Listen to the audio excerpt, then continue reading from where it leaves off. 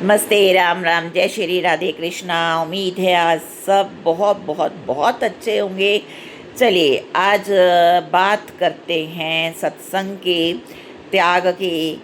तो जो है सत्संग में बार बार त्याग का वर्णन आ रहा था। उसे ईश्वर प्राप्ति का मार्ग बताया जा रहा था। तो उसमें से एक भावुक भगत थे, वो उनका नाम था जरासुद। जरा युद्ध जो थे वो खड़े होकर सोचने लगे कि अगर त्याग से भगवान मिलते हैं तो मुझे अपनी सारी संपदा, सारी प्रॉपर्टी को त्याग कर देना चाहिए। तो उन्होंने सारी प्रॉपर्टी दान में दे दी, लेकिन फिर भी उन्हें शांति नहीं मिली और ना ही ईश्वर प्राप्ति हुई। तो इसका कारण जानने के लिए वो महाज्ञानी शुकदेव के पास गए।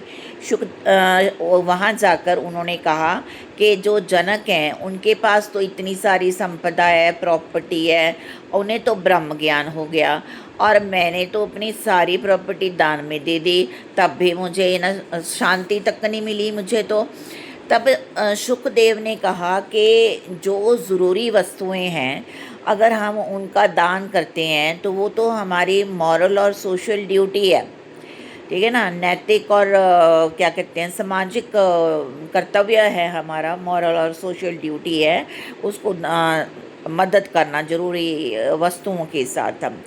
लेकिन अगर स्पिरिचुअल लेवल पे अपने आप को ऊपर उठाना है तो हमें हर वस्तु से अपना मोह त्यागना पड़ेगा और उन्हें ईश्वर की धरोहर समझना पड़ेगा कि जो कुछ भी है वो सब ईश्वर का है, यहाँ मेरा कुछ नहीं, मैं को हटाना पड़ेगा।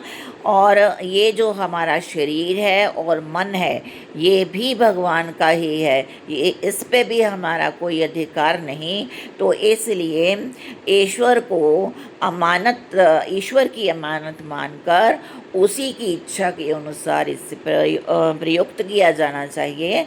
तो समझना चाहिए कि सच्चा त्याग हुआ और मोक्ष का मार्ग मिला। सो स्पिरिचुअल अपना लेवल बनाने के लिए हमें अपने शरीर और मन को भगवान को अर्पण करना पड़ेगा। धन्यवाद। God bless you. लेखक Pandit Shri Ram Sharmacharya. Share as much as you can, because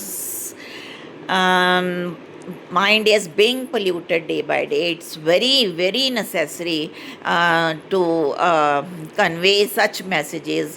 If out of 10 only 2 get, it's good.